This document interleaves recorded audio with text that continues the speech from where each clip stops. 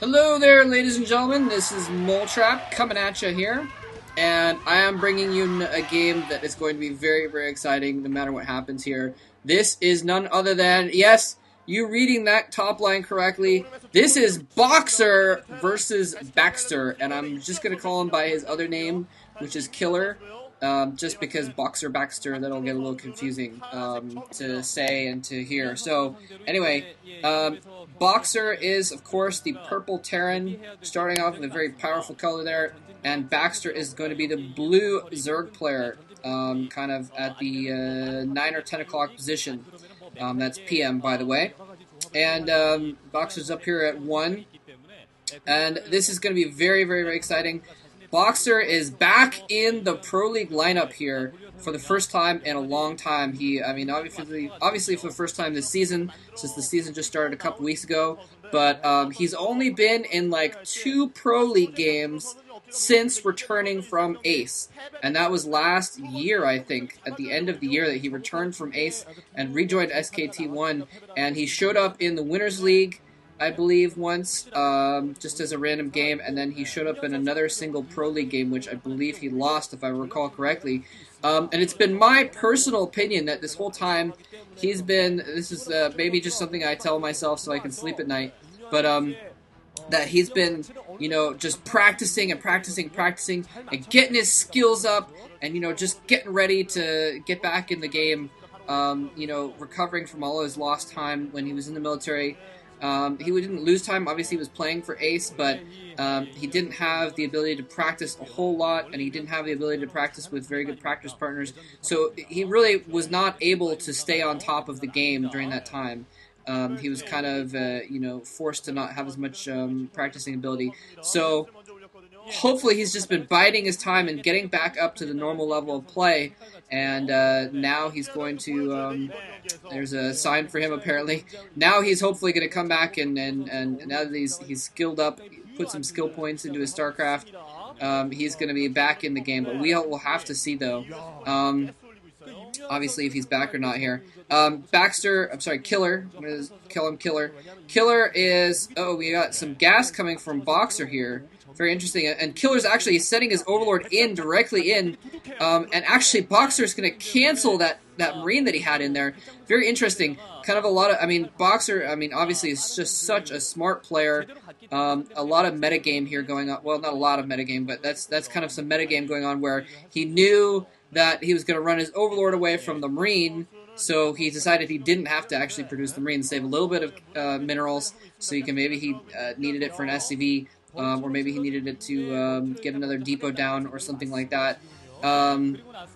Anyway, he has scouted that Killer appears to be doing a 2-hatch build. He's got his gas going already here, and he spotted that Boxer has gas going. He's got his lair going already, so he's definitely going for a 2-hatch lair build of some kind. Boxer getting that factory up already is probably going to be doing some vultures. I'm not sure if that door actually seals or not. It looks like Boxer had taken some SCVs off of gas. Perhaps when that Overlord was there to fool the Overlord, I'm not sure. And now he's going for a starport. Boxer's actually going for a starport, and Killer is suspicious, and he's actually going to send that Overlord back in to see again, and he's going to spot the starport and then run back out again. So he sees this starport is coming, so he's probably going to be prepared for it. He's going to have to get a den down and get some Hydralisks out if it's just vultures, if it's just a mech.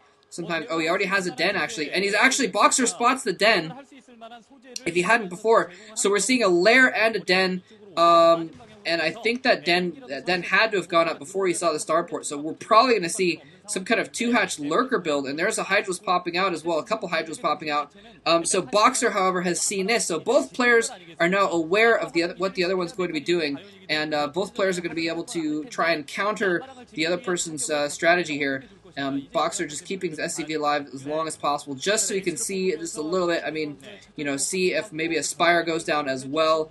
And is he going to be able to get away from that Hydra? The Hydra gets that last hit on it. But the lair is up. We're not seeing any Spire or anything like that, so it's almost certainly 2-hatch lurkers is what it's looking like. But the Wraith is going to pop out here pretty soon, and he's got Hydra, so I don't know how effective this Wraith is really going to be. Boxer has put a bunker down in front of his base. In fact, he's actually moving out with just Hydras, we could be seeing a Hydra attack, which is a little bit weird.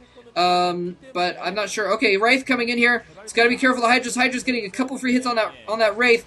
Needs to be careful. Oh no! Boxer's first Wraith gets killed without doing any damage. Oh man.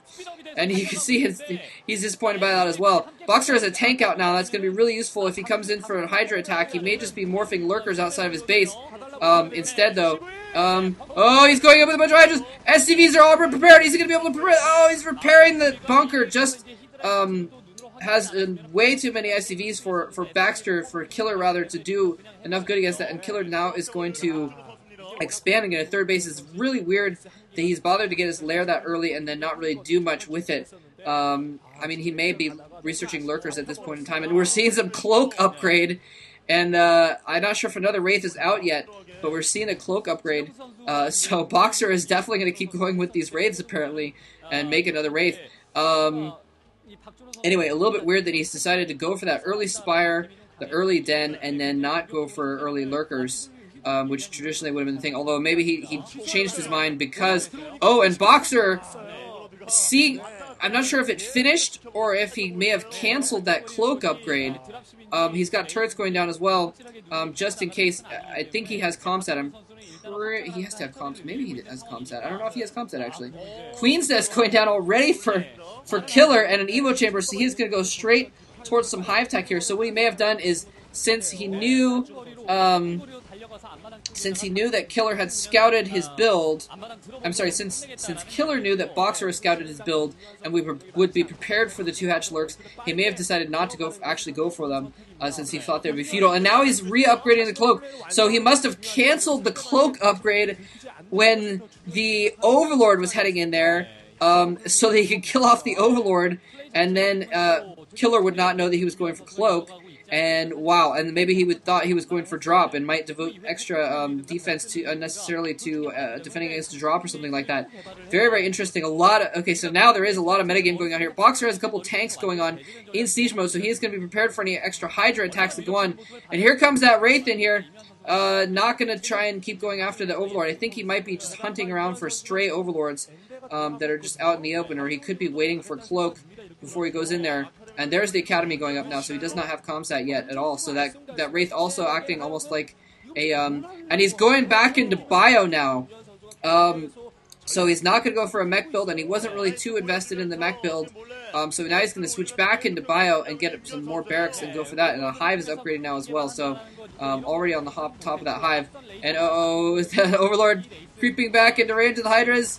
And is Boxer going to pick it off? One hit. Picks off the Overlord.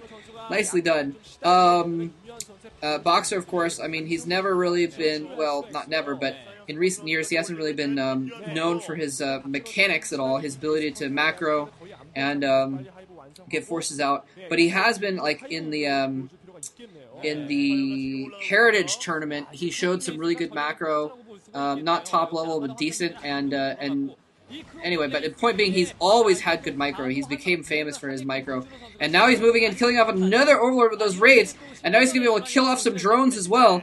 So really, really doing well with those raids. If he can keep them alive, they are. And now there's the Cloak, just in case some Hydras come in. But now they're all morphing to Lurkers in the middle of the field. And he's going to have to run his drones out of the main base here.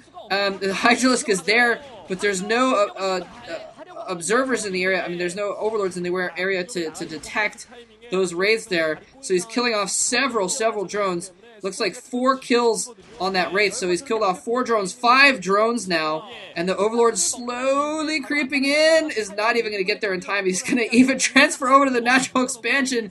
May be able to kill some drones there. Oh, wait. Here comes Defiler Mound, by the way, already going up. So he's going to have Consume upgrading as soon as that finishes morphing. And oh, here comes some units. Oh, the Overlord goes down. So the Hydras cannot do anything about this. And it looks like 5 kills on that Wraith. And oh, the Overlord pops perfectly timed Overlord. The Scourge coming in at the perfect moment, and so those Rays do get taken out, but not before they kill 2 or 3 Overlords and 5 or 6 drones or something like that. So not a bad haul, and a lot of distraction as well. A lot of mining time lost at his main base when that wasn't when nothing was going on. And now Killer's just gonna have to try and stall for that consume. He's got it upgrading right now, and he just needs to try and stall. He's probably now Boxer has the siege mode, but he doesn't have enough vessels to really irradiate those lurkers. Oh, I thought he was gonna go in after those tanks for a minute, but he's not. Feels he doesn't have it actually, and anyway, so he's gonna try and just burrow and unburrow, force Boxer to siege and unsiege, force him to just waste time and stall until those defilers can get consume upgraded. He's got defilers out. I don't know if they have they probably don't have consume quite upgraded yet. It's probably going to be another 15 seconds or so until the consume is upgraded, and then we're going to start seeing swarms go down. So Boxer is the window of opportunity to really close in here is about to close. It looks like he's going to have to go for a long game, but Boxer, anticipating the swarm, already has firebats in play. Here it comes out. The swarm going down. Not a very good location on the first swarm. The second swarm is a very good location. And Boxer is actually going to have to split his forces up. His tanks forced to go north above that swarm, and his marines forced to go south below that swarm. He's going to go, and it looks like